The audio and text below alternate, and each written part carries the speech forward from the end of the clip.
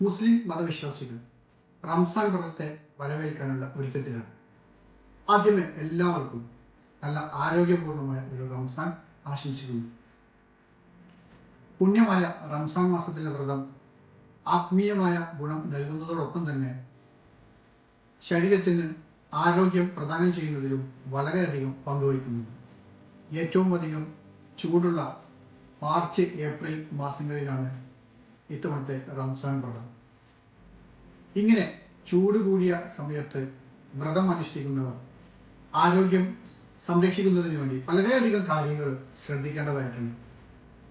നോമ്പുകാലത്ത് ആരോഗ്യ പ്രശ്നങ്ങളൊന്നും വരാത്ത പാനീയങ്ങളും ഭക്ഷണങ്ങളുമാണ് ആഹാരത്തിൽ ഉൾപ്പെടുത്തേണ്ടത്. വ്രതം അനുഷ്ഠിച്ച് തുടങ്ങുന്നതിന് മുമ്പ് എന്തൊക്കെ കാര്യങ്ങളാണ് പ്രധാനമായും ശ്രദ്ധിക്കേണ്ടത് എന്നുള്ളതാണ് ഇന്ന് ഈ ഒരു വീഡിയോയിൽ പരിശോധിക്കുന്നത്.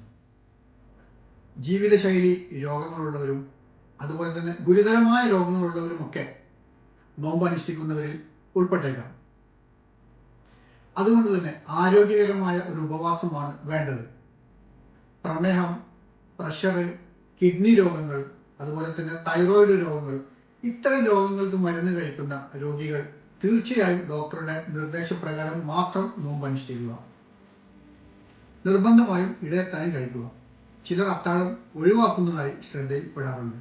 ഇത്തരം ആളുകൾക്ക് നമുക്ക് ശരീരത്തിന് ലഭിക്കേണ്ടതായിട്ടുള്ള പല പോഷകങ്ങളും ലഭിക്കാതെ വരികയും അത് നമ്മുടെ ആരോഗ്യത്തെ ബാധിക്കുകയും ചെയ്യാനുള്ള സാധ്യത കൂടുതലാണ്. അതുകൊണ്ട് തന്നെ വ്രതമെടുക്കുന്ന എല്ലാവരും നിർബന്ധമായും രാവിലത്തെ വ്രതം തുടങ്ങുന്നതിന് മുമ്പുള്ള ഇടയത്താഴം നിർബന്ധമായും കഴിച്ചിരിക്കുക.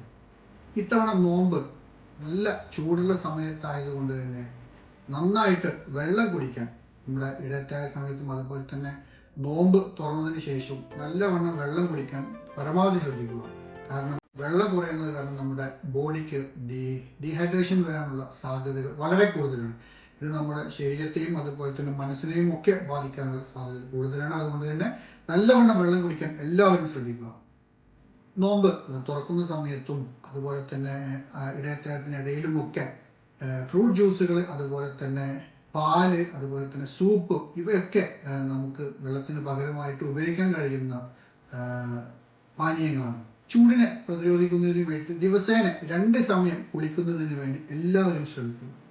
വെയിലത്ത് ജോലി ചെയ്യുന്നവരാണെങ്കിൽ ഉച്ചയ്ക്ക് 11 മണി മുതൽ വൈകിട്ട് ഒരു 3 മണി വരെയുള്ള സമയങ്ങളിൽ പരമാവധി ജോലി ഉപേക്ഷിക്കുക. ആ സമയത്ത് ജോലി ചെയ്യാതിരിക്കുക. ഇനി ചെയ്യുന്നവരാണെങ്കിൽ തന്നെ തൊപ്പികൾ ഉപയോഗിക്കുക, അതുപോലെ തന്നെ തണലുള്ള സ്ഥലങ്ങളിലിട്ട് ജോലി നിർവഹിക്കുക. ഇത്തരം കാര്യങ്ങളൊക്കെ ശ്രദ്ധിക്കുക. നോമ്പുകാലത്ത് ഏറ്റവും കൂടുതലായിട്ട് നാം കഴിക്കേണ്ടത് പഴങ്ങളും അതുപോലെ തന്നെ പച്ചക്കറികളുമാണ്. ഇത് നമ്മുടെ ദഹന വ്യവസ്ഥയെ വളരെ നല്ല രീതിയിൽ കൊണ്ടുപോകുന്നതിനായി സഹായിക്കുന്നു. നോമ്പ് തുറക്കുന്ന സമയത്ത് നാം ഉപയോഗിക്കുന്ന ഈത്തപ്പഴം വളരെയധികം ഊർജം നൽകുന്ന ഒന്നാണ്. ഈത്തപ്പഴത്തിനകത്ത് പൊട്ടാസ്യം ധാരാളം അടങ്ങിയിട്ടുള്ളത് കൊണ്ട് തന്നെ ഇത് നാഡികളുടെയും നരമ്പുകളുടെയും ഒക്കെ പ്രവർത്തനത്തിന് വളരെയധികം ഗുണം ചെയ്യുന്ന ഒന്നാണ്. ഈത്തപ്പഴത്തിൽ ഷുഗറിന്റെ അംശം ഉള്ളത് കൊണ്ട് തന്നെ പ്രമേഹ രോഗികൾ ഈത്തപ്പഴം കഴിക്കുമ്പോൾ വളരെയധികം ശ്രദ്ധിക്കേണ്ടതുണ്ട്. അത് പരിമിതപ്പെടുത്തേണ്ടത് ഏറ്റവും പ്രധാനപ്പെട്ട കാര്യമാണ്.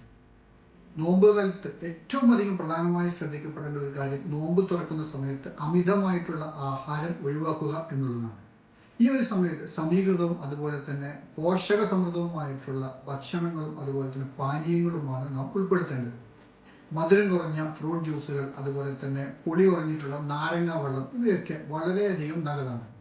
കൂടുതൽ എരിവ്, അതുപോലെ തന്നെ പുളിയുള്ളത്, ഉപ്പ് കൂടുതലുള്ളത്, ഇവയൊക്കെ നാം നോമ്പ് തുറക്കുന്ന സമയങ്ങളിൽ ഒഴിവാക്കുന്നതാണ് ഏറ്റവും പ്രധാനപ്പെട്ടത്.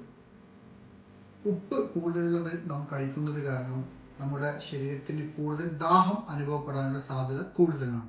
അതുകൊണ്ട് തന്നെ ഉപ്പ് പരമാവധി ഒഴിവാക്കുക, അതല്ലെങ്കിൽ കുറക്കുക. കൊഴുപ്പ് കൂടുതലുള്ളതും അതുപോലെ തന്നെ പഞ്ചസാരയുടെ അംശം കൂടുതലുള്ളതുമായിട്ടുള്ള ഭക്ഷണങ്ങൾ, അതുപോലെ തന്നെ എണ്ണയിൽ വറുത്തതും പൊരിച്ചതുമായിട്ടുള്ള ഭക്ഷണങ്ങൾ, ഇവയൊക്കെ നോമ്പ് കാലത്ത് ഒഴിവാക്കുന്നതാണ് ഏറ്റവും നല്ലത്. നോമ്പ് കാലത്ത് ഭക്ഷണം ഉപേക്ഷിക്കുന്നത് മൂലം ഡോക്ടർമാരുടെ അടുത്ത് ഏറ്റവും കൂടുതൽ വരുന്നത് ദഹന വ്യവസ്ഥയുമായി ബന്ധപ്പെട്ടുള്ള അസുഖങ്ങളായിട്ടുള്ള അസിഡിറ്റി, അതുപോലെ തന്നെ പൊളിച്ചു തയറ്റല്, അതുപോലെ തന്നെ നെഞ്ചരിച്ചില്, പൈൽസ് തുടങ്ങിയിട്ടുള്ള രോഗങ്ങളാണ്. അതുകൊണ്ട് തന്നെ നാം ഈ ഒരു സമയത്ത് ഏറ്റവും നല്ല രീതിയിലുള്ള ഭക്ഷണങ്ങളും പാനീയങ്ങളും ഉൾപ്പെടുത്തിക്കൊണ്ട് നമ്മുടെ ആരോഗ്യത്തെ സംരക്ഷിക്കുന്നതിന് വേണ്ടി എല്ലാവരും പരമാവധി ശ്രമിക്കുക എന്നുള്ളതാണ് ആദ്യമേ നൽകാനുള്ള ഉപദേശം. ഇങ്ങനെ കൃത്യമായ രീതിയിൽ ഉള്ള ആഹാരവിഹാരങ്ങൾ പിന്തുടരുന്നത് നമുക്ക് റംസാൻ കാലത്ത് ഏറ്റവും നല്ല രീതിയിൽ ആരാധന കർമ്മങ്ങൾ നിർവഹിക്കുന്നതിനൊക്കെ സഹായിക്കുന്ന കാര്യങ്ങൾ തന്നെയാണ്.